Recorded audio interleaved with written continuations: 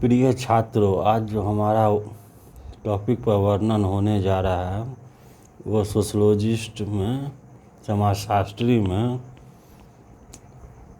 हर्शगोविट्ज़, जिनका पूरा नाम है मेलविन जॉन हर्शगोविट्ज़। उनका जन्म 1895, उनकी मृत्यु 1963 में हुआ। संस्कृति पर्यावरण का मानव निर्मित भाग है। संस्कृति की अपनी संक्षिप्त परिभाषा के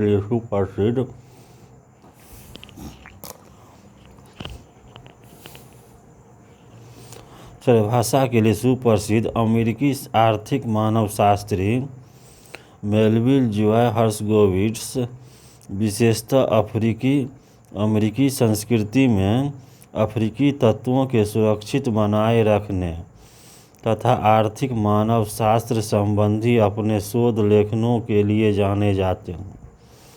वे कोलंबिया विश्वविद्यालय में अध्ययन के दौरान फ्रेंच बोयस तथा ए गोल्डविजर से काफ़ी प्रभावित रहे हैं।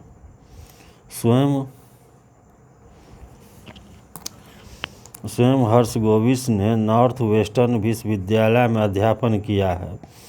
उन्होंने बिना आर्थिक निर्धारणवाद को अपनाए प्रारंभिक इस सिद्धांत की आलोचना की है कि आर्थिक विश्लेषण की शुरुआत व्यक्ति से की जानी चाहिए। इसके विपरीत उन्होंने यह जानने पर बल दिया कि किस प्रकार व्यक्ति सामाजिक बाधाएं, संसाधनों की कमी और सांस्कृतिक मूल्यों के होते हुए आर्थिक वर्ण या चुनाव करता है। हर्शगोविट्ज़ साहब ने अपनी पुस्तक मानव और उसके कार्य में संस्कृति संबंधी कुछ विरोधाभासों की भी चर्चा की है। जैसे पहला हो गया, मानव अनुभव में संस्कृति सार्वभौमिक होती है, फिर भी प्रत्येक स्थानीय अथवा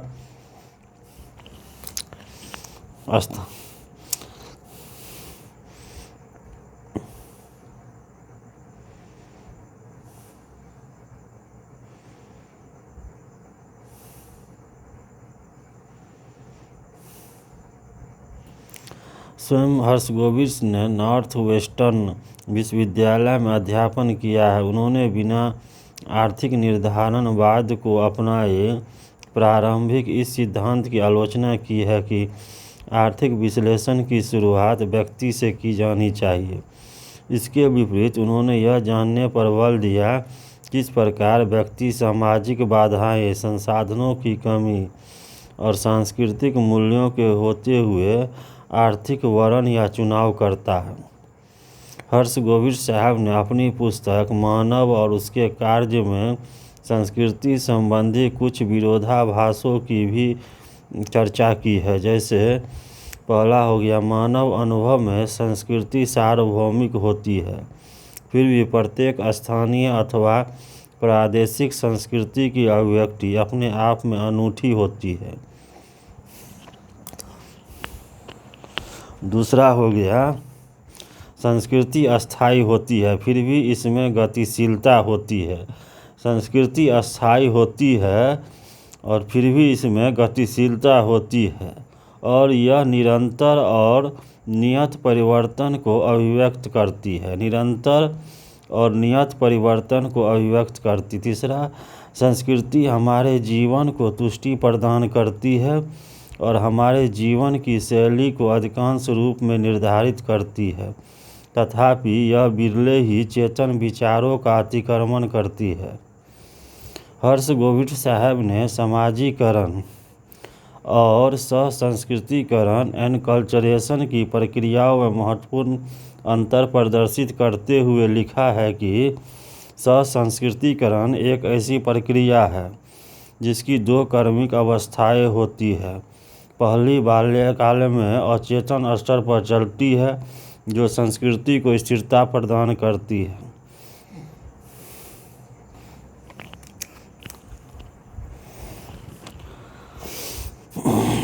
संस्कृति को स्थिरता प्रदान करती है। यह संस्कृतीकरण की अवस्था है।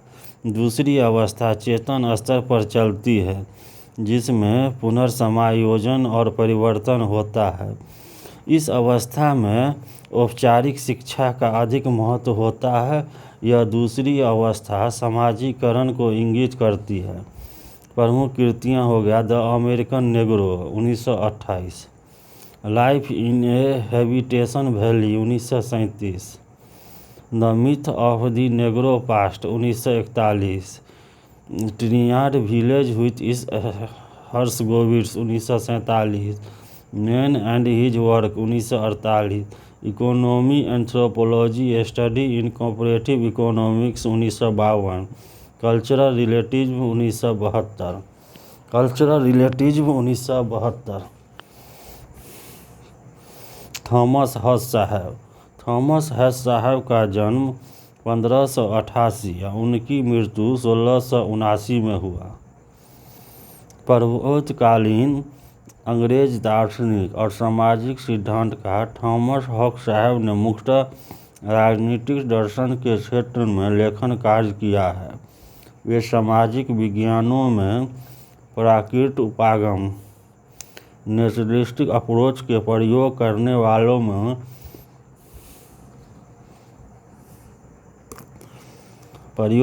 वालों में प्रारंभिक और सर्वाधिक प्रतिभाशाली विद्वान थे। उनकी प्रमुख कृति लेविएशन 1651 में उन्होंने निर्बाध राजनीतिक सत्ता के औचित्य को मानवीय प्रकृति के आधार पर सिद्ध किया है।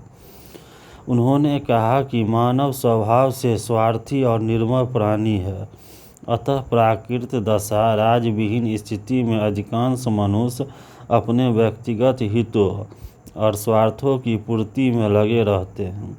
उन पर किसी बाह्य शक्ति राज्य का नियंत्रण नहीं होता है। ऐसी अवस्था में निरंतर लड़ाई झगड़े और छीना झपटी होती रहती है। इस स्थिति पर काबू पाने और मानव को भयभीत करने के लिए न किसी प्रकार के कानून होते हैं और न ही राजनीतिक शक्ति के प्रयोग करने की कोई व्यवस्था होती है। प्रत्येक व्यक्ति दूसरे व्यक्ति या व्यक्तियों के सद्भाव की आशा के अभाव में अधिकाधिक शक्ति के संचय करने में अविराम लगा रहता है। इस स्थिति को ही हॉब्स साहब ने प्राकृत अवस्था स्टेट ऑफ नेचर कहा है। प्राकृत अवस्था में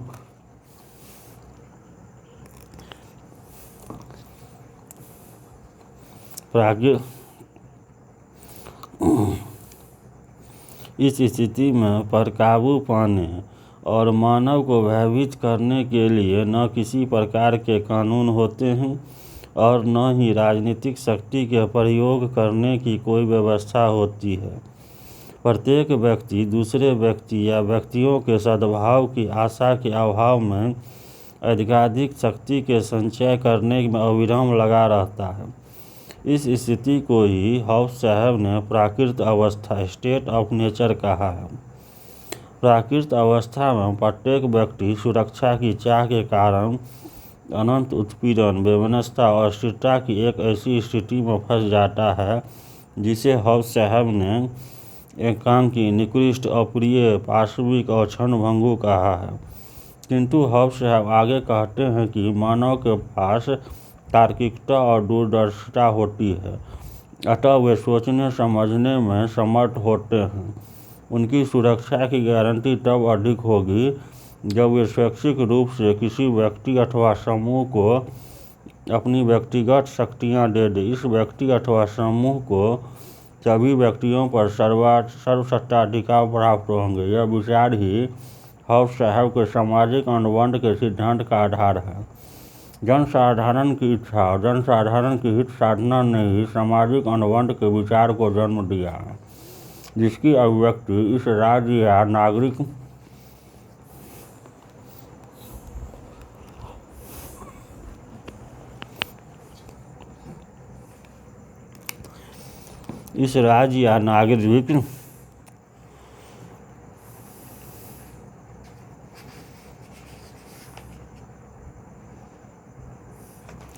नागरिक समाज के रूप में देखते हैं। नागरिक समाज को आत्मरक्षा, और संतुष्ट जीवन जीने का एकमात्र साधन माना जाता है। हॉब्स साहब के इस निरानंद दृष्टिकोण के आधार पर सरकार का एकमात्र कार्य राष्ट्र के नागरिकों को सुरक्षा की गारंटी देना है।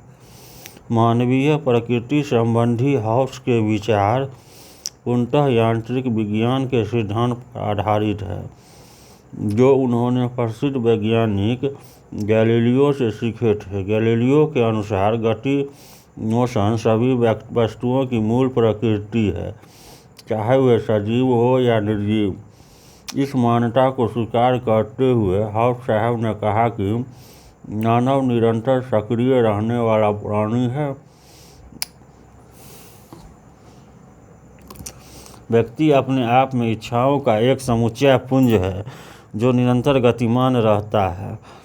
हॉब्स साहब के अनुसार मानवीय मनोवैज्ञानिक विशेषताओं के सभी वर्ग यथा आत्मबोध, स्मृति, कल्पना, विचार, बोली तथा मनोभाव पदार्थ के अति सूक्ष्म कणों को गति से प्रभावित होते हैं। अन्य भौतिक पिंडों की भांति मानव भी इन भौतिक सूक्ष्म कणों से निर्मित है। मानव प्रकृति के इस दृष्टिकोण के आधार पर मानव की क्रियाओं उसके मनोभावों द्वारा नियंत्रित होते हैं। ये मनोभाव दो प्रकार के होते हैं, विमुखता या विरुचि और अभिलाषा या इच्छा। ये मनोभाव ऐसे नैतिक निर्णय और क्रियाशील मुद्दों के आधार होते हैं जिनकी प्रवृत्ति आत्म सुरक्षा की होती है। अतः हॉब्स साहब के दृष्टिकोण के अनुसार मानवीय क्रिया मृत्यु के भय और शक्ति की इच्छा अभिलाषा के इन दो मनोभावों से नियंत्रित और संचालित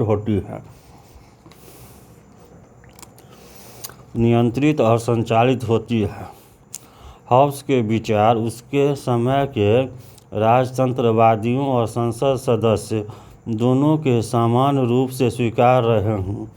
बाद में मानवीय प्रकृति और राजनीतिक सत्ता संबंधी उनके भौतिकवादी दृष्टिकोण की मार्क्सवादियों ने भी प्रशंसा की, जबकि उनका यह विचार कि मानव मूलतः एक स्वार्थी प्राणी है और उसका न्यूनतम राज्य वाला सर्वसत्ताधिकार का दृष्टिकोण दक्षिणपंथियों में काफ़ी लोकप्रिय हुआ।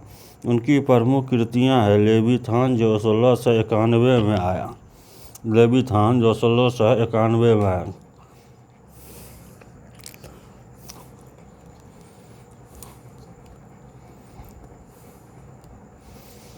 अब जो अगले समाजशास्त्री का हम वर्णन करेंगे वो है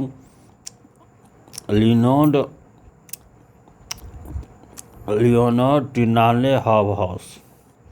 लियोनार्ड टिनाले हॉबहाउस का जन्म 1864, उनकी मृत्यु 1929 में हो गया। लियोनार्ड टिनाले हॉबहाउस एक प्रारंभिक ब्रिटिश समाजशास्त्री और सामाजिक दार्शनिक थे। स्पेंसर की भांति हॉबहाउस भी उद्विकासवादी दर्शन के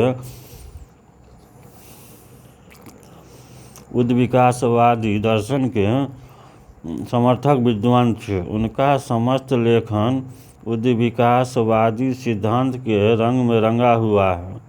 उनकी रचनाओं का आकार विश्वकोशीय प्रकृति का है। वे तुलनात्मक मनोविज्ञान के अग्रणियों में से एक थे। उन्होंने मानव शास्त्र के विस्तृत एवं बिखरे हुए तत्वों को संवारने की विधि विकसित की और ब्रिटेन में वैज्ञानिक समाजशास्त्र की नींव रखी। इसके अतिरिक्त हॉबहाउस साहब ने नीति शास्त्र और सामाजिक दर्शन में तर्कवाद की सूक्ष्म एवं फलप्रद व्याख्या भी की है। स्पेंसर और हॉबहाउस दोनों ने समाज को एक सामूहिक एकता माना है। जहां स्पेंसर ने अपने उद्विकासीय सिद्धांत में उत्तरोत्तर विभेदीकरण और समायोजन को महत्व दिया है, वहाँ हॉबहाउस ने अपने सिद्धांत में सहसंबंध और समन्वय की प्रक्रियाओं को रेखांकित किया है। स्पेंसर से भिन्न, हॉबहॉस ने सामाजिक विकास को एक स्वचालित और मानव के बिना हस्तक्षेप के चलने वाली प्रक्रिया नहीं माना है, अपितु उन्होंने प्रगति में सामाजिक मन विचार की भूमिका स्वीकार किया है। हॉबहॉस ने सामाजिक दर्शन और समाजशास्त्र के अतिरिक्त राजनीतिक विषयों पर खूब लिखा है। उन्होंने राजनीतिक विषयों की व्याख्या के लिए भी उद्विकासवादी सिद्धांत का प्रयोग किया है। व्यक्तिगत स्वतंत्रता, धार्मिक नियंत्रण करने वाले राज्य के बीच संबंधों को लेकर उन्होंने सामाजिक न्याय के तत्व नाम से भी एक प्रेरणास्पद पुस्तक लिखी है। राज्य की सकारात्मक भूमिका को रेखांकित करते हुए उन्होंने कहा है कि किसी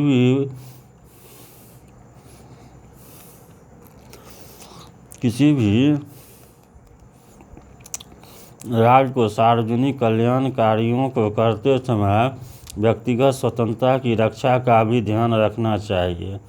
the theory of knowledge 1896, mind in evolution 1901, moral in evolution 1906, liberalism 1911, development and purpose 1913, the material culture and social institution of the simpler process problems 1915, the metaphysical theory of the state 1918, the rational good 1921, उसके बाद elements of justice 1921, social development is nature and condition 1924। अब अगले समाजशास्त्री जो हैं वो हैं अर्ले Russell हॉचचाइल्ड। अर्ले Russell हॉचचाइल्ड, उनका जन्म 1940 में हुआ। बर्गेले के कैलिफोर्निया विश्वविद्यालय की समाजशास्त्र की प्राध्यापिका अर्ले हॉचचाइल्ड कामकाजी महिलाओं की घरेलू, व्यक्तिगत और कार्यस्थल से जुड़ी समस्याओं के अपने शोध कार्यों के लिए बहुचर्चित हैं। इन्हें अपने शैक्षणिक शोध कार्यों के लिए मीडिया के टिप्पणीकारों से काफ़ी प्रशंसा मिली है, क्योंकि हॉचचाइल्ड ने बदलते हुए आर्थिक जगत के भावात्मक एवं घरेलू जीवन संबंधी लोगों की सोच को गहराई से प्रभावित किया है। उनकी कई पुस्तकों को न्यूयॉर्क टाइम्स ने अति महत्वपूर्ण श्रेणी में रखा है। हॉचचाइल्ड ने लिखा है कि जहां 20वीं सदी के शुरुआती दौर में स्त्रियों का घर से बाहर काम करना ठीक नहीं माना जाता था, वहां आज इसे आश्चर्य से देखा जाता है। क्या कोई स्त्री घरेलू कार्य नहीं करती?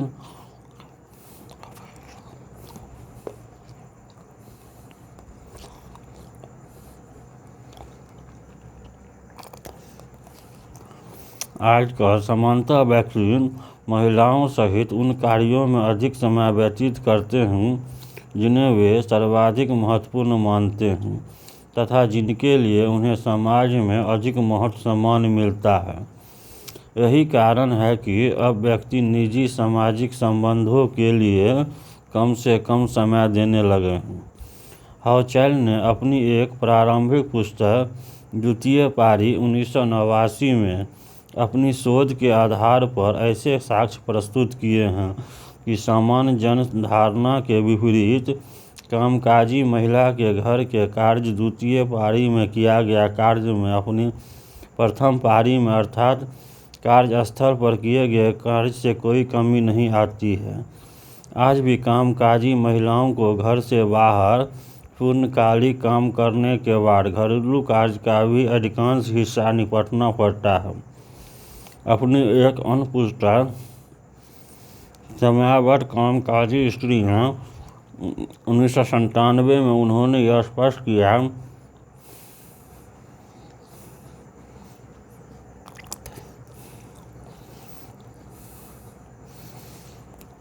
किस प्रकार कामकाजी माताओं के प्रथम और द्वितीय पारी के कार्यकलापों के प्रभाव उनके बच्चों के लिए महत्वपूर्ण परिणाम उत्पन्न करते हैं। समय बचता की आवश्यकता इसलिए होती है क्योंकि बच्चों और उसके माता पिता की कार्य सारणियाँ कभी मेल नहीं खाती। बच्चे अपनी माँ अम्मी द्वारा पूरे दिन का आखिरी हिस्सा सायंकाल के बाद रात्रि में उसके साथ बिताया जाना कतई पसंद नहीं करते, किंतु माँ के पास घर बाहर का काम करने के बाद अपने बच्चों के साथ समय गुजारने की स्थिति के लिए अन्य कोई समय शेष ही नहीं रखता। हलचल ने संदर्भ में लिखा है कि कार्यस्थल घर बन जाता है और घर कार्यस्थल बन जाता है।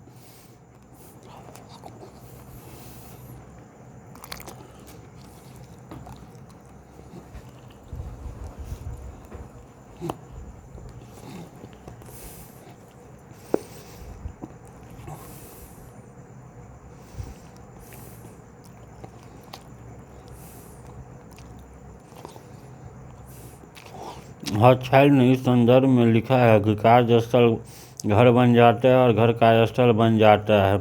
निजी जीवन पारिवारिक जीवन का मूल्य हो गया है और इसकी सीमाएं बिल्कुल सिकुड़ती जा रही हैं। कामकाजी महिलाओं संबंधी उनके अध्ययनों ने इस बात को रेखांकित किया है कि नवीन परिस्थितियों के कारण आधुनिक तथा उत्तर आधुनिक नियमों और व्यापारिक संस्थाओं का परिवारों को कार्यस्थल और परिवार के बीच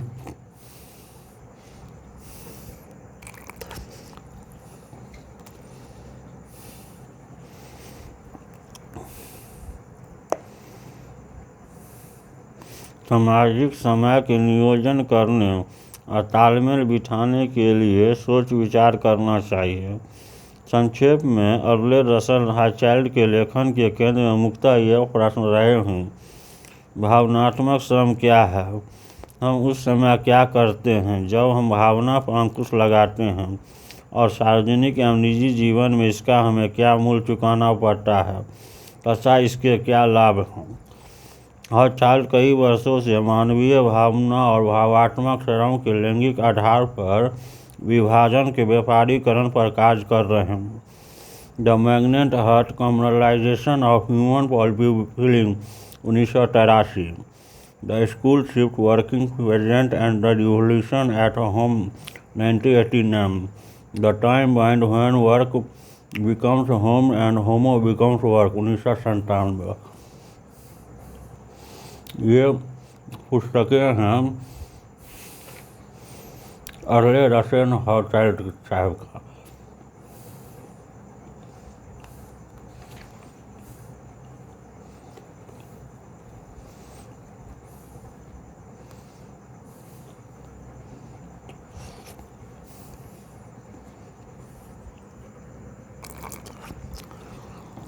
अब जो अगले समाजशास्त्री का हम वर्णन करने जा रहे हैं, प्रिय छात्रों, बच्चों, उनका नाम है जॉर्ज हॉमन्स।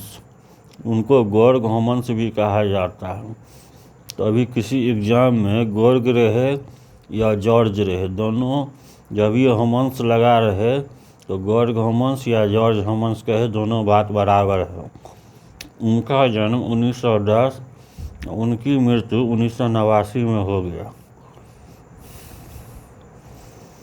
अमेरिकी समाजशास्त्री जॉर्ज हॉमन्स साहब मुख्यतः अपने विनिमय सिद्धांत, लघु समूहों के अध्ययन और सामाजिक जीवन की प्रकृति संबंधी अपने विचारों के लिए जाने जाते हैं। लघु समूहों और सामाजिक अंतःक्रिया संबंधी अपने शोध कार्यों के आधार पर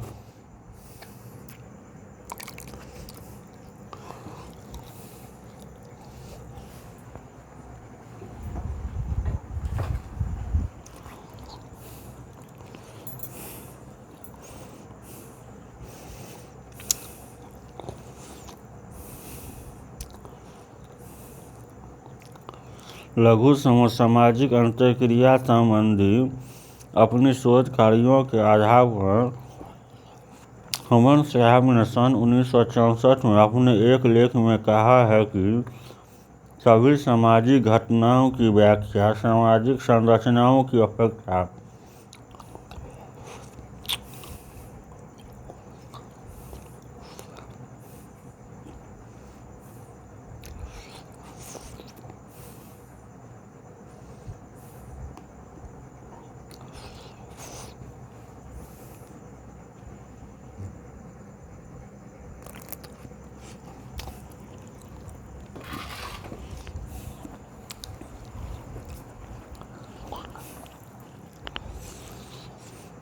आधार पर हमन साहब ने सन 1964 में अपने लेख में कहा है कि सभी सामाजिक घटनाओं की व्याख्या सामाजिक संरचनाओं की अपेक्षा व्यक्ति की व्यक्तिगत विशेषताओं के आधार पर की जानी चाहिए। उनका यह विवादास्पद कथन है कि सामाजिक जीवन सामाजिक व्यवस्थाओं और सामाजिक तत्वों की अपेक्षा व्यक्तिगत मनोविज्ञान और विनिमय के आर्थिक सिद्धांत की एकमात्र उपज है, बहुचर्चित रहा है। बोस्टन साहब अमेरिका के एक धनाढ्य परिवार में पैदा हुए। हमन साहब ने सन 1932 में हार्वर्ड विश्वविद्यालय से स्नातक की उपाधि प्राप्त की।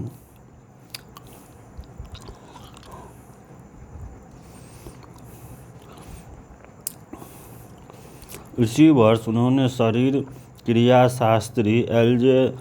हेंडरसन के सानिध्य में विल्फ्रेड पेरेटो के सिद्धांतों संबंधी एक पाठ्यक्रम में भाग लिया। इस सेमिनार में पार्सन साहब ने भी भाग लिया था। उन्होंने इस पाठ्यक्रम के व्याख्यानों के आधार पर सन 1934 में चार्ल्स कर्टिस के साथ एक पुस्तक एन इंट्रोडक्शन टू पेरेटो लिखी, जिसके आधार पर उनकी गणना समाजशास्त्रियों में की जाने लगी।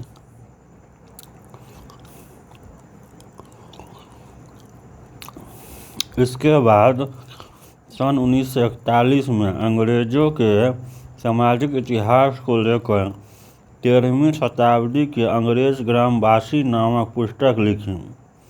सन 1934 में हार्वर्ड विश्वविद्यालय में कनिष्ठ अध्येता फेलो बन गए और वहाँ सन 1939 तक रहे। बाद में महायुद्ध के कारण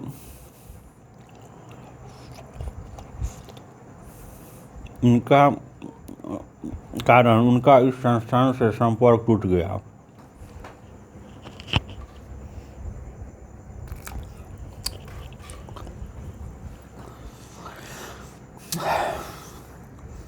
किंतु महायुद्ध के बाद वह पुनः हार्वर्ड में टालकट पार्सन्स द्वारा स्थापित सामाजिक संबंधों के विभाग में आ गए। यहाँ हमन साहब को पार्सन्स के साथ काम करने का अवसर प्राप्त हुआ। उस समय टालकट पार्सन्स साहब की गणना अमेरिका में अग्रणी सामाजिक सिद्धांतकारों में की जाती थी। हमन साहब ने पार्सन के कार्यों को कुछ पक्षों के प्रति आदर प्रकट किया, किंतु उन्होंने पार्सन्स साहब के सिद्धांत निर्माण की प्रक्रिया के तरीकों की कटु आलोचना की। उन्होंने कहा कि पार्सन साहब जिन्हें सिद्धांत कहते हैं वे वास्तव में सिद्धांत नहीं हैं, अपितु वे अवधारणात्मक रचनाएं कंसेप्चुअल स्कीम्स मात्र है। हमन साहब के अनुसार कोई भी सिद्धांत तब तक सिद्धांत नहीं होता जब तक इस सिद्धांत से कुछ प्रस्तावनाएं विकसित नहीं होती। यही नहीं, एक सिद्धांत में कुछ प्रस्तावनाएं होना ही पर्याप्त नहीं है। हमन साहब का विचार था कि सिद्धांत का निर्माण सामाजिक जगत के सतर्कतापूर्ण और सूक्ष्म अवलोकन की नींव पर आधारित होना चाहिए। इसके विपरीत पार्सन साहब के सिद्धांतों की शुरुआत समान विचारात्मक स्तर से होती है और बाद में यह नीचे अनुभाविक स्तर पर पहुँचती है। होमन साहब ने अधिक नहीं लिखा है, किंतु उनकी 1-2 पुस्तकों ने ही उन्हें समाजशास्त्र में प्रतिष्ठित समाजशास्त्री के रूप में प्रस्थापित कर दिया। उनकी एक पुस्तक मानव समूह 1950 ने काफ़ी ख्याति अर्जित की। इसकी गणना समाजशास्त्र की अच्छी पुस्तकों में की जाती है। इस पुस्तक में होमन साहब ने मानव समाज और समूह के बारे में कई मौलिक प्रस्तावनाएं विकसित की है, जैसे व्यक्तियों में अधिकाधिक अंतःक्रिया, एक दूसरे के प्रति अधिकाधिक अभिरुचि और चाह उत्पन्न करती है। इस पुस्तक में होमन साहब ने प्रकाशवादी परिप्रेक्ष्य का प्रयोग किया है, किंतु सामाजिक व्यवहार पर लिखी बाद की पुस्तक में होमन साहब ने प्रकाशवादी परिप्रेक्ष्य को छोड़कर विनिमय परिप्रेक्ष्य का प्रयोग किया है। यह पुस्तक स्कैनरवादी मनोवैज्ञानिक व्यवहारवाद तथा शास्त्रीय उपयोगितावादी आर्थिक सिद्धांत से प्रभावित है। अपनी पुस्तक सामाजिक व्यवहार इसके प्रारंभिक स्वरूप 1961 में होमन साहब ने सामाजिक जीवन के बारे में भी कुछ प्रस्तावनाएं प्रस्तुत की है। वे ही बाद में जाकर उनके विनिमय सिद्धांत का आधार बन गई, जैसे कीमती और लाभ के बारे में व्यक्तिगत अनुमान, प्रतिस्पर्धा, सहयोग, सत्ता और अनुरूपता जैसे सामाजिक घटनाओं का आधार होती है। होमन साहब ने इस बात पर दुख प्रकट किया है कि उनके सामाजिक व्यवहार के सिद्धांत को विनिमय सिद्धांत का नाम दे दिया गया है, जबकि उनका सिद्धांत साधारणतः सामाजिक व्यवहार को कम से कम 2 व्यक्तियों के बीच होने वाले क्रियाकलापों के विनिमय के रूप में देखता है। ये क्रियाकलाप मूर्त या अमूर्त हो सकते हैं, किंतु इनमें न्यूनाधिकार रूप से पुरस्कार और मूल्यवान होने का भाव निहित होता है। होमन साहब का विनिमय सिद्धांत समूहों, संस्थाओं या समाजों की अपेक्षा व्यक्तियों से प्रारंभ होता है। यह सिद्धांत सामूहिक व्यवहार की अपेक्षा व्यक्तियों की पारंपरिक क्रियाओं पर अधिक बल देता है। यही कारण है कि उनके इस सिद्धांत ने तार्किक चयन सिद्धांत सहित बाद के कई सिद्धांतों को प्रत्यक्ष और अप्रत्यक्ष रूप में प्रभावित किया है। जैसा ऊपर लिखा गया है कि होमन साहब के विनिमय सिद्धांत पर बहुत कुछ मात्रा में व्यवहारवादी मनोवैज्ञानिक स्किनर 1953 के विचारों की छाप देखी जा सकती है। होमन साहब ने लेवी स्ट्रॉस साहब के संरचनात्मक कारकों की अपेक्षा विनिमय की पारस्परिक क्रिया को संचालित करने वाले मनोवैज्ञानिक कारकों पर विशेष बल दिया है। होमन साहब ने अपने एक लेख सोशल बिहेवियर एंड एक्सचेंज 1958 में लिखा है, व्यक्तियों के बीच जो अंतःक्रियाएं होती है वे कोई न कोई भौतिक अथवा अभौतिक वस्तुओं के विनिमय का रूप लिए होती है। जब हम यह कहते हैं कि मुझे इससे यह बहुत लाभ हुआ या मुझे उसके द्वारा काफ़ी नुकसान उठाना पड़ा, इन दोनों वाक्यों में अप्रत्यक्ष रूप में विनिमय का भाव छुपा हुआ है। होमन साहब के विनिमय सिद्धांत की आलोचना भी हुई है। उन्होंने मात्र 2 व्यक्तियों के बीच या द्विवर्ती विनिमय को ही महत्व दिया है और समूह या संस्थाओं के बृहद आधार पर होने वाले विनिमय की उपेक्षा की है। इसके अतिरिक्त उन्होंने विनिमय संबंधों को सांकेतिक रूप में आकार देने वाले मानदंडों और मूल्यों की भी आलोचना की है। सामाजिक सिद्धांत के प्रति उनके योगदान के अतिरिक्त होमन साहब लघु समूहों, औद्योगिक समाजशास्त्र तथा ऐतिहासिक समाजशास्त्र में भी आजीवन रुचि लेते रहे हैं। हमन साहब का समाजशास्त्र मूलतः व्यक्तिनिष्ठ है, न कि समूहनिष्ठ। उनके इस परिप्रेक्ष्य की पुष्टि उनकी दो प्रमुख पुस्तकों ह्यूमन ग्रुप तथा सोशल बिहेवियर से होती है। उन्होंने मानव जाति के एक सदस्य के रूप में अकेले मानव व्यक्ति का अध्ययन किया है। इस दृष्टि से उन्होंने दुर्कहेम और नव दुर्कहेमवादी लेवी स्ट्रॉस दोनों के भिन्न वस्तुनिष्ठ विचारों को अपनी असहमति प्रकट की है। उल्लेखनीय है कि ह्यूमन साहब सन 1964 में अमेरिकी समाजशास्त्रीय परिषद के अध्यक्ष भी रहे हैं। उनकी पुस्तकों में पहला हो गया an introduction to Pareto Whitehurst जो 1934 में आया, English villagers of the 13th century जो 1941 में आया, द ह्यूमन ग्रुप जो 1950 में आया, social behaviour its elementary forms जो 1961 में आया, सेंटिमेंट एंड एक्टिविस्ट जो 1962 में आया, the nature of social sciences जो 1967 में आया, सर्टेनाइज एंड डाउट्स जो 1987 में आया, माई सेंस ऑटोबायोग्राफी जो 1984 में आया। तो इनकी कुछ पुस्तकें हैं जॉर्ज ह्यूमन साहब का, जो बहुत इम्पोर्टेंट, उपयोगी और महत्वपूर्ण है। पहला हो गया an introduction to Pareto Whitehurst जो 1934 में आया, English villagers of the 30th century जो 1941 में आया, द ह्यूमन ग्रुप जो 1950 में आया, social behaviours its elementary forms जो 1961 में आया, सेंटिमेंट एंड एक्टिविटीज जो 1962 में आया, the nature of social sciences जो 1967 में आया, सर्टेनाइज एंड डाउट्स जो 1987 में आया, माई सेंस ऑटोबायोग्राफी जो 1984 में आया। तो ये बहुत इम्पोर्टेंट पुस्तकें हैं जॉर्ज ह्यूमन साहब का।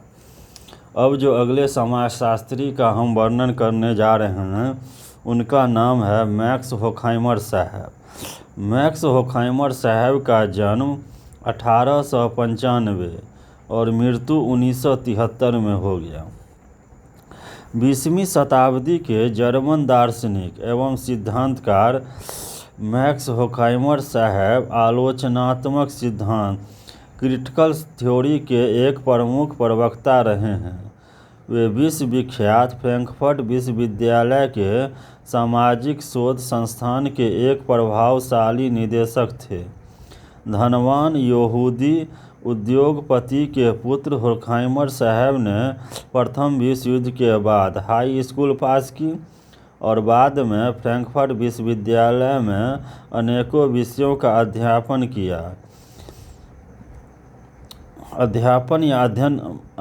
अनेक विषयों का अध्ययन किया।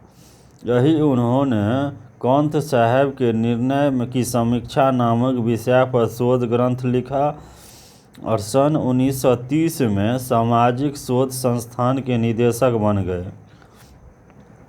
हिटलर साहब के जीत के कारण फ्रैंकफर्ट साहब संप्रदाय को निर्वासन का दंड भोगना पड़ा। वे इस संस्थान के अधिकांश साथियों सहित पहले जिनेवा और बाद में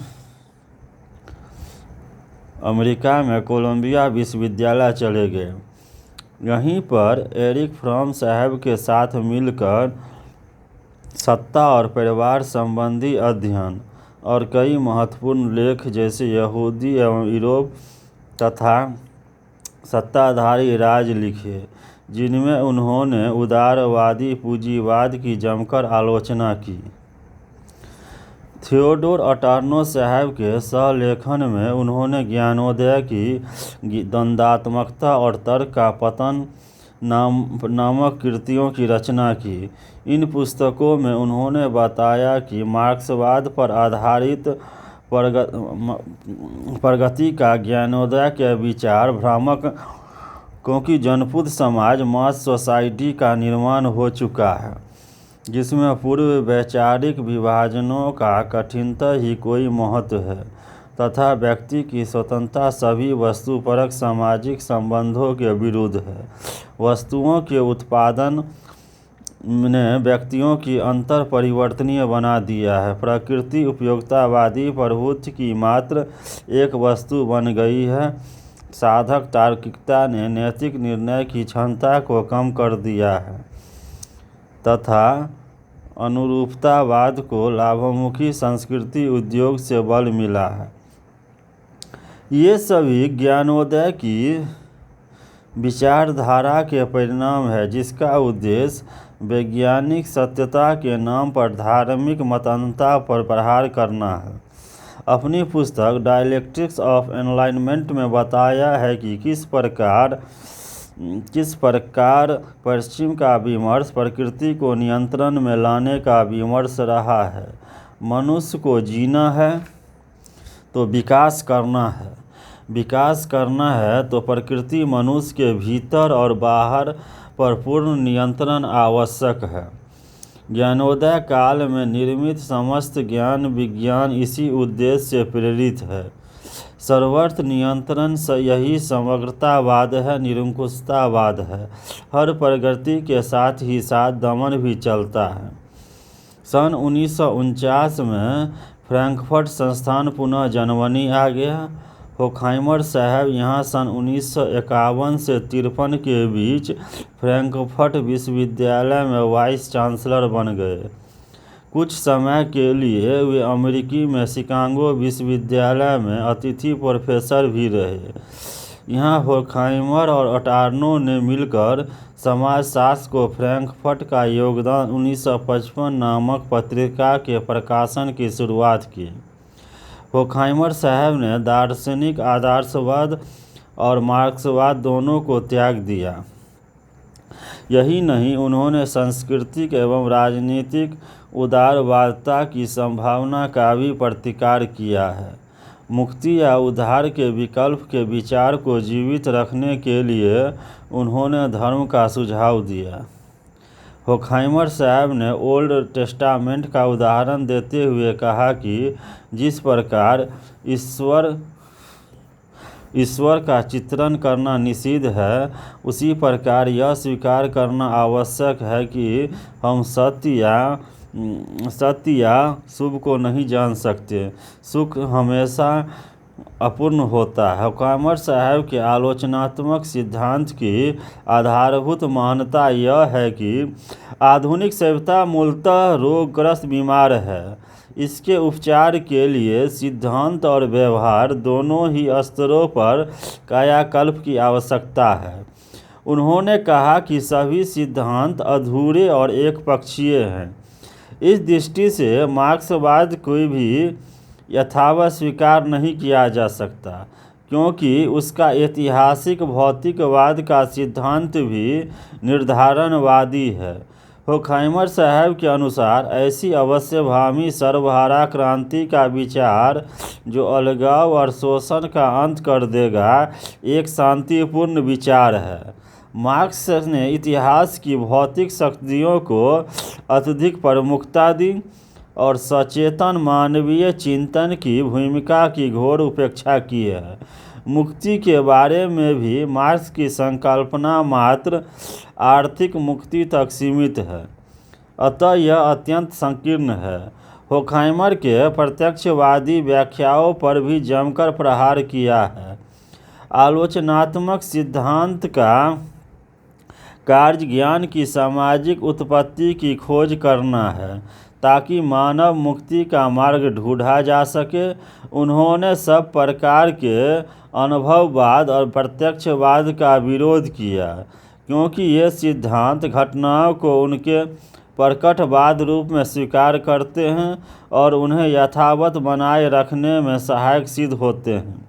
उनके अनुसार आधुनिक प्रौद्योगिकी अनुभवपरक विज्ञानों की देन है, जिनका मानव मूल्यों से कोई सरोकार नहीं है। अपने अवसान काल में होखाइमर साहब ने पश्चेत पूंजीवाद पर कार्य कर यह बताने का प्रयास किया कि इसने किस प्रकार तार्किकता को विकसित करने में मदद की। उनकी प्रमुख कृतियां हैं, पहला हो गया डायलेक्टिक ऑफ इनलाइटमेंट जो 1944 में आया, क्रिटिकल थ्योरी जो 1972 में आया, द इक्लिप्स ऑफ रीजन जो 1974 में आया, डॉन एंड डेक्लाइन जो 1926 में आया। तो ये मैक्स होर्खहाइमर साहब की प्रमुख पुस्तकें हैं। उनके बाद अगले समाजशास्त्री जो है उनका नाम है जॉन हूवर साहब। जॉन हूवर साहब का जन्म 1925 में हुआ। एक अमेरिकी समाजशास्त्री और बहुसर्जक लिखवट लेखक जॉन हूवर साहब प्रमुख रूप से सामाजिक स्त्रीकरण के क्षेत्र में लैंगिक स्त्रीकरण पर अपने लेखनों के लिए जानी जाती है। उन्होंने मुख्यतः प्रौद्योगिकी और जन्म दर में बदलाव के कारण महिलाओं का परिवार के साथ लगाव को श्रम शक्ति के साथ जोड़ने का प्रयास किया है। यद्यपि हूपर साहब के अध्ययन का तरीका मुख्यतः समाजशास्त्रीय है, किंतु उन्होंने जहाँ तहाँ इतिहास, जननांकी अर्थशास्त्र, मानवशास्त्र और राजनीतिक विज्ञान का भी प्रयोग किया है। हूवर साहब अमेरिका में महिलाओं को समाजशास्त्र के क्षेत्र में लाने के लिए अपने नेतृत्व में किए गए प्रयासों के लिए भी प्रसिद्ध रही हैं। वे अमेरिकी समाजशास्त्रीय परिषद की अध्यक्षा के साथ सोशियोलिस्ट ऑफ वीमेन इन सोसाइटी संस्था की सह-संस्थापका भी रही है। उनकी प्रमुख पुस्तकें हो गए income and ideology with William Form जो 1973 में आया, सेक्स स्ट्रेटिफिकेशन विथ ग्लैमन स्पीच जो 1983 में आया, Marxist theory and Indian communism with Charles Loomis जो 1970 में आया, सेक्स स्ट्रेटिफिकेशन विथ पत्रिका अल्ब्रिच जो 1983 में आया। हेलन मैकगिल ह्यूजेस साहब। अब हेलन मैकगिल ह्यूजेस साहब का जन्म 1903 में हुआ। हेलन मैकगिल ह्यूजेस साहब एक अमेरिकी समाजशास्त्री हैं जिन्होंने एक व्यवसायी के रूप में समाजशास्त्र की प्रगति में महत्वपूर्ण योगदान किया है, किंतु दुर्भाग्यवश इस पुरुष प्रभुत्व वाले विषय में उनका अधिकांश योगदान अनदेखा ही रहा। उन्होंने 17 वर्षों तक अमेरिकी जर्नल ऑफ सोशियोलॉजी के प्रबंध संपादक के पद पर कार्य किया है। Sociologist for women in society नामक संस्था की स्थापना में सहयोग दिया तथा समाजशास्त्र में महिलाओं के द्वितीय स्तर की परिस्थिति के बारे में काफ़ी प्रलेखन कार्य किया है। समाजशास्त्रीय क्षेत्र में उनके समाचार मीडिया पर किए गए कार्य की गणना उच्च कोटि के शोध कार्यों में की जाती है। इसके अतिरिक्त ह्यूजेस साहब ने प्रजातीय संबंधों, व्यवसायों और पारिस्थितिकी विषयों पर भी लिखा है, किंतु यह विडंबना ही है कि उनका एक स्त्री होने के नाते तथा उनके पति ईसी ह्यूजेस की प्रसिद्धि के कारण उनके स्वयं के लेखनों में से अधिकांश पर कोई ध्यान नहीं दिया गया। News and the human interest story जो 1940 में आया, the fantastic lodge the autobiography of a girl addict जो 1961 में आया, where people meet racial and ethnic frontiers with E C हर्जन जो 1952 में आया, the status of women in sociology जो 1968-72 में आया, 1711 से 1776। डेविड ह्यूम साहब का जन्म 1711 और उनकी देहांत या मृत्यु 1776 में हुई। अनुभववाद के जन्मदाता तथा स्कॉटिश प्रबोध काल के सर्वाधिक प्रख्यात 18वीं शताब्दी के दार्शनिक एवं इतिहासकार डेविड ह्यूम साहब कारणात्मकता के स्थिर संयोजन के अपने विश्लेषण तथा इसके साथ जुड़ी हुई आगमन की समस्या के लिए याद किए जाते हैं। ह्यूम साहब ने इस बात पर भी बल दिया है कि नैतिक मूल्यों का निर्धारण वास्तविक घटनाओं से नहीं किया जा सकता, अर्थात क्या है के आधार पर क्या होना चाहिए। उन्होंने मानवीय प्रकृति और नैतिकता के स्वहित के विचार को भी अस्वीकार किया। ह्यूम साहब ने मानव प्रकृति के एक अनुभविक विज्ञान की आधारशिला रखने का प्रयास किया है। उन्होंने कहा है कि समस्त आधारभूत ज्ञान इंद्रियों के अनुभव द्वारा प्राप्त किया जा सकता है, किंतु विश्वासों के बारे में उनके विचार अपने पूर्ववर्तियों से भिन्न है। जहां उनके पूर्ववर्ती यह मानते थे कि हमारे अधिकांश विश्वास तर्क पर आधारित है, वहां ह्यूम ने संशयवादी दृष्टिकोण अपनाते हुए यह कहा कि विश्वासों का कोई तर्कसंगत आधार नहीं होता। ह्यूम का विचार था कि अपनी ज्ञानेंद्रियों या तार्किकता रीजन से किन्हीं भी वस्तुओं के मूलभूत संबंधों का पता नहीं लगाया जा सकता है। जब भिन्न भिन्न तत्व हम देखते हैं तब हम उनके नियमताओं को खोजते हैं। चाहे हम प्राकृतिक विज्ञानों के क्षेत्र में तर्क कर रहे हो या मानवीय विज्ञानों के क्षेत्र में, हम किन्हीं स्वयं सिद्धियों का सहारा नहीं ले सकते हैं। सारे संबंध वैचारिक जगत अर्थात तर्कशास्त्र और शुद्ध गणित तक सीमित होते हैं।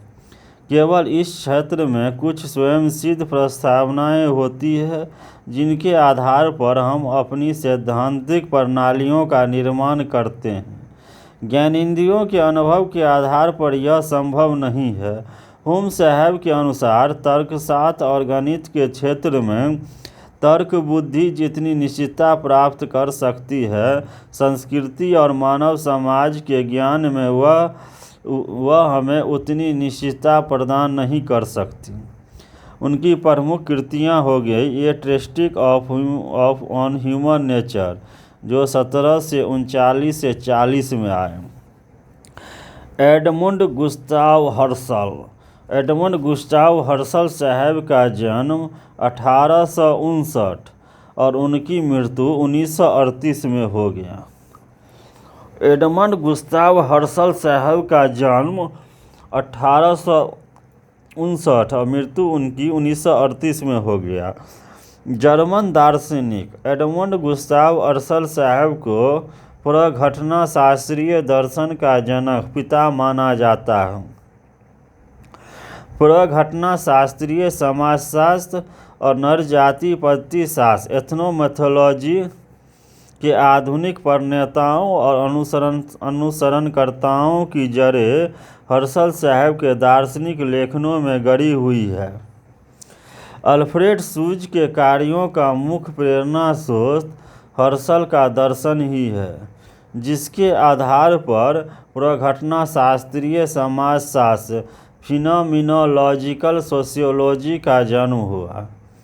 प्रघटना शास्त्र गवेषणा को एक दार्शनिक पद्धति है जिसके द्वारा चेतना की व्यवस्थित तरीकों से खोज की जाती है। ऐसा कहा जाता है कि मात्र चेतना ही एक ऐसी प्रघटना है जिसके बारे में हम आश्वस्त हो सकते हैं। यह माना जाता है कि हमारा विश्व संबंधी समस्त ज्ञान, जिसमें सभी प्रकार की वस्तुओं के सामान्य संज्ञान से लेकर गणितीय सूत्रों का ज्ञान सम्मिलित है, की रचना चेतना द्वारा होती है और यह ज्ञान चेतना में ही बसता है। रचना की इस प्रक्रिया की खोज के लिए हमें यह विचारना पड़ता है कि हम विश्व के बारे में पहले से ही सब कुछ जानते हैं और हमें इन प्रश्नों के उत्तरों की खोज करनी पड़ती है। यह ज्ञान कैसे और किस प्रक्रिया द्वारा प्राप्त होता है, इस प्रक्रिया को हर्शल साहब के शब्दों में कोष्टीकरण, बैरिकिटी या प्रघटना शास्त्रीय अव्याख्या रिडक्शन कहते हैं। हर्शल साहब के प्रघटना शास्त्र की केंद्रीय विषय सामग्री चेतना और इससे जुड़े कुछ प्रश्न है। चेतना क्या है? यह किस प्रकार कार्य करती है? अर्थात इसकी क्या प्रक्रिया है जिसके द्वारा हमें ज्ञान प्राप्त होता है? किसी घटना वस्तु के अर्थ की रचना चेतना से कैसे होती है और इसमें चेतना की क्या भूमिका है? संक्षेप में यथार्थ और चेतना का क्या संबंध है? हर्शल की शोध विधि जो प्रघटना शास्त्र के नाम से जानी जाती है, इन्हीं सभी प्रश्नों के उत्तर देती है। हर्शल साहब के अनुसार समस्त बाह्य जगत की जानकारी हमें इंद्रियों के माध्यम से होती है और वे इंद्रियां ही हमारी मानसिक चेतना है। इंद्रियों और चेतना के अतिरिक्त बाह्य जगत की वास्तविकता से हमारा कोई सीधा संपर्क नहीं होता। मनुष्य की मस्तिष्क की प्रक्रियाओं अर्थात चेतना द्वारा ही यथार्थ को समझ पाते हैं। हर्शल साहब के अनुसार यथार्थ और सत्य को समझने के सारे साधन चेतना के आयामों में निहित है। चेतना यथार्थ वस्तु नहीं है और न ही यह वस्तु घटना को समझने की मात्र एक विद्या है। वास्तव में चेतना यथार्थ के निर्माण में एक सक्रिय शक्ति के रूप में कार्य करती है। विश्व जिसको यथार्थ मानता है और जो वास्तविक यथार्थ होता है, उसमें अंतर होता है। यथार्थ वही है जो व्यक्ति मानता है, न कि बाह्य रूप में दिखने वाला यथार्थ। अतः हर्शल यथार्थ के बाह्य रूप को यथार्थ नहीं मानते। उनके अनुसार यथार्थ वह है जिसे मानव मन, चेतना और मस्तिष्क स्वीकार करे। इसलिए इस मामले में उन्होंने ऐसे विद्वान को भी नकार दिया जो इस स्थिति को वैज्ञानिक ढंग से इस प्रकार की व्याख्या करने में असमर्थ हो। यथार्थ का निर्माण कैसे होता है, इसके समझने के लिए हर्शल साहब ने जिस विधि का प्रयोग किया उसे अव्याख्या रिडक्शन के नाम से जाना जाता है। यह विधि घटना को तात्कालिक संदर्भ में जानने पर बल देती है। हर्शल साहब के अनुसार घटना जिस संदर्भ में घटती है उसे जाने बिना यथार्थ को नहीं जाना पहचाना जा सकता और इसके लिए उन्होंने पूर्व स्वीकृत अर्थों के निलंबन suspense of taken for granted marriage की बात को रेखांकित किया है। अर्थात शोधकर्ता को घटना से संबंधित पूर्व मान्यताओं धारणाओं से अपने आप को दूर रखना चाहिए। ये पूर्व धारणाएं घटना के वास्तविक अर्थ के मामले में बाधाओं का कार्य करती है। ये पूर्व धारणाएं घटना को अपने रंग में रंग देती है जिससे वास्तविकता का पता नहीं चल पाता है। प्रघटना शास्त्र उस प्रक्रिया के जानने पर बल देता है जिसके द्वारा व्यक्ति अपनी चेतना के आधार पर वस्तुओं घटनाओं का अर्थ देता है। इस संबंध में एक बात उल्लेखनीय है कि एक अन्य व्यक्ति जिसे तत्व या यथार्थ कहते हैं, हर्शल इसे उपलब्धि कहते हैं। प्रघटना शास्त्र का प्रमुख कार्य इस उपलब्धि को उजागर करना है। यथार्थ को समझने के संदर्भ में हर्शल साहब ने नैसर्गिक अभिवृद्धि नेचुरल एप्टीट्यूड की अवधारणा का प्रयोग किया है। हम यह मानते हैं कि सामाजिक विश्व पूर्व निर्मित है जिसके देखने का हमारा एक स्वाभाविक दृष्टिकोण होता है। यह स्वाभाविक दृष्टिकोण अलग अलग व्यक्ति का अलग अलग हो सकता है।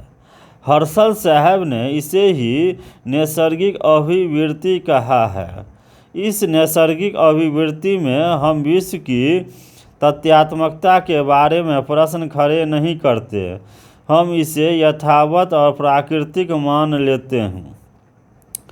हर्शल साहब की अव्याख्या रिडक्शन विधि इस नैसर्गिक अभिवृत्ति से मुक्त होकर यथार्थ को जानने पर बल देती है।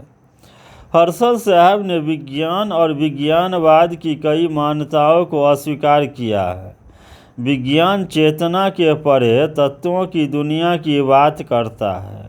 ये तत्व चेतना से बाध्य और स्वतंत्र होते हैं।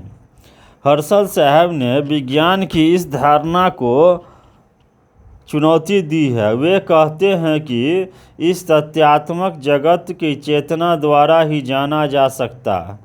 वास्तव में जिसे जीवन जगत लाइफ वर्ल्ड कहा जाता है वह मनुष्य की चेतना द्वारा प्राप्त किए गए अनुभवों के अतिरिक्त अन्य कुछ नहीं है। हर्शल साहब के अनुसार जीवन जगत को मापने के लिए विज्ञान जिस विधि का प्रयोग करता है वह मात्र एक भुलावा या छल है। मनुष्य के बाहर की दुनिया जिसे हर्शल साहब जीवन जगत लाइफ वर्ल्ड कहते हैं वास्तव में यह वह दुनिया है जिसे व्यक्ति अपनी चेतना द्वारा अनुभव और निर्मित करता है। हर्शल साहब ने इस तथ्य की भी अस्वीकार किया है कि विज्ञान के अंतर्गत विषयपरकता का कोई विज्ञान स्थान नहीं है। वास्तव में वस्तुनिष्ठ विषय के बारे में प्रत्येक तथ्यपरक वर्णन दैनिक बोलचाल की भाषा से ही अभिव्यक्त होता है। इस पर बोलने के तौर तरीका का प्रभाव न पड़े यह प्रायः असंभव है। अनुभववाद का प्रमुख उद्देश्य वस्तुनिष्ठ जगत के यथार्थ और सत्य के आधारों की खोज करना मात्र है। हर्शल साहब इसे स्वीकार नहीं करते हैं। अनुभववाद में चेतना को कोई महत्व नहीं दिया जाता। यही नहीं, अनुभववादी वस्तुनिष्ठ जगत के जानने में चेतना की भूमिका को पूर्णतः नकारते रहे हैं, जबकि हर्शल साहब इस बात पर बल देते हैं किसी भी यथार्थ की चेतना के माध्यम से उसके संदर्भात्मक अनुभव के आधार पर ही निश्चित तौर पर समझा जा सकता है। अंत में यहाँ यह बताना अप्रासंगिक न होगा कि हर्शल साहब के उपर्युक्त प्रघटना शास्त्रीय विचारों का उद्भव जर्मनी के तत्कालीन नाजीवाद के आतंकवाद के माहौल का प्रतिफल कहा जा सकता है। हर्शल साहब के शब्दों का प्रयोग करते हुए जर्मनी की तत्कालीन स्थिति ही उस समय का जीवन जगत था। यह जीवन जगत दमन, शोषण और उत्पीड़न से आलोकित था। इस निरंकुश शासन व्यवस्था ने ही संभवतः हर्शल साहब को तत्कालीन जीवन जगत की मान्यताओं को अस्वीकार करने के लिए बाध्य किया होगा। उनकी प्रमुख कृतियां हो गई phenomenology and the crisis of western philosophy जो 1965 में आया, idea general introduction to pure phenomenology जो 1969 में आया। अब अगले समाजशास्त्री का जो वर्णन करेंगे उनका नाम है अब्देल रहमान इब्न खातून साहब। अब अब्देल रहमान इब्न खातून साहब का जन्म 1332 में हुआ और उनकी मृत्यु 1406 में हो गया। सामान्यतः समाजशास्त्र को तुलनात्मक दृष्टि से आधुनिक और पश्चिमी विषय माने जाने की प्रवृत्ति रही है, किंतु वास्तव में समाजशास्त्र का अध्ययन विश्व के अन्य भागों में पुरातन काल से किया जाता रहा है।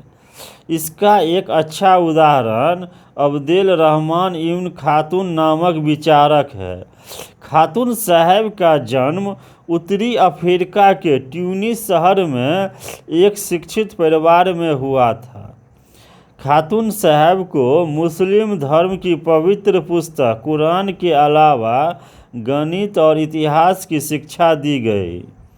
अपने समय काल में उन्होंने ट्यूनिस, मोरक्को, स्पेन और अल्जीरिया के कई सुल्तानों के मातहत राजदूत, प्रतिहारी तथा प्रबुद्ध लोगों की परिषद के एक सदस्य के रूप में कार्य किया है। कार्य किया है। उन्होंने मोरक्को में 2 साल तक अपने इस विश्वास के कारण जेल में भी रहना पड़ा कि राज्य के शासनाधिकार दैवीय नेता नहीं है। लगभग 2 दशकों के राजनीतिक क्रियाकलापों के बाद इब्न खातून साहब उत्तरी अफ्रीका लौट आए, जहां 5 वर्ष तक गहन चिंतन और लेखन कार्य किया। इस काल में उन्होंने जो कुछ लिखा उसने उन्हें प्रसिद्ध कर दिया। फलस्वरूप काहिरा के अल अजहर मस्जिद विश्वविद्यालय के इस्लामी अध्ययन केंद्र में प्राध्यापक की नौकरी मिल गई। समाज और समाजशास्त्र पर दिए गए भाषणों में इब्न खातून साहब ने समाजशास्त्रीय चिंतन और ऐतिहासिक प्रेक्षणों को आपस में जोड़ने की महत्ता पर प्रकाश डाला। उन्होंने अपनी कृतियों में जो विचार रखे हैं वे आधुनिक समाजशास्त्र के विचारों से काफ़ी मात्रा में मेल खाते हैं। उन्होंने समाज के वैज्ञानिक अध्ययन, आनुभविक शोध और सामाजिक घटना के कारणों की खोज पर बल दिया तथा कई भिन्न सामाजिक संस्थाओं जैसे राजनीति, अर्थव्यवस्था के आपसी संबंधों को उजागर किया। यही उन्होंने आदिम और आधुनिक समाजों की तुलना में भी अपनी रुचि प्रदर्शित की है। तो आज का जो समाजशास्त्री है जो वर्णन किए हैं उनमें हो गया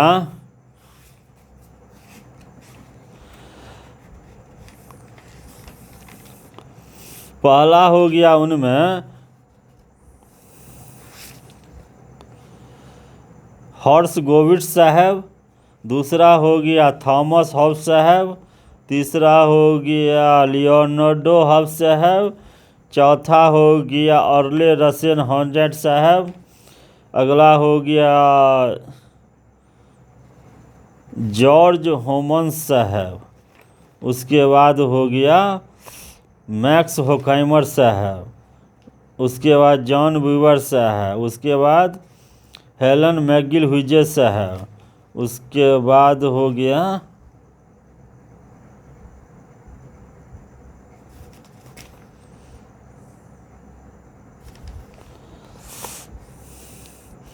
जॉन हूवर साहब, उसके बाद मैगिल हुइजे साहब, उसके बाद डेविड हुम साहब, अल्बर्ट हसल साहब और अब्दुल रहमान इब्न खातून साहब।